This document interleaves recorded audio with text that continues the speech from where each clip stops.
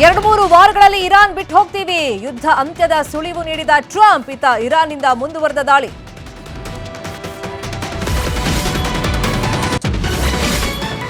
ದಾವಣಗೆರೆಯಲ್ಲಿ ಮುಸ್ಲಿಮರ ಅಸಮಾಧಾನದ ಹೊಗೆ, ಮನವೊಲಿಕೆಗೆ ಡಿಸಿಎಂ ಡಿಕೆಶಿ ಸರ್ಕಸ್. ಇಂದು ಸಮರ್ಥ್ ಪರ ಸಿಎಂ ಪ್ರಚಾರ.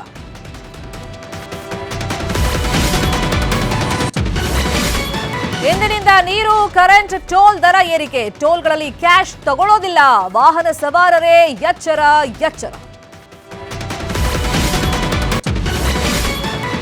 ಇಂದು ಶಿವಕುಮಾರ ಸ್ವಾಮೀಜಿಗಳ 119ನೇ ಜಯಂತಿ. ಸಿದ್ಧಗಂಗಾ ಮಠಕ್ಕೆ ರಾಷ್ಟ್ರಪತಿ ಮುರ್ಮು ಭೇಟಿ.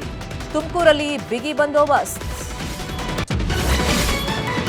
ಬೆಂಗಳೂರಲ್ಲಿ ಇಂದು ರಾತ್ರಿ ಅದ್ಧೂರಿ ಕರಗೋತ್ಸವ. ಇಡೀ ರಾತ್ರಿ ಭರ್ಜರಿ ಮೆರವಣಿಗೆಗೆ ಸಿದ್ಧತೆ. ಪೊಲೀಸರಿಂದ ಭಾರೀ ಬಂದೋಬಸ್ತ್.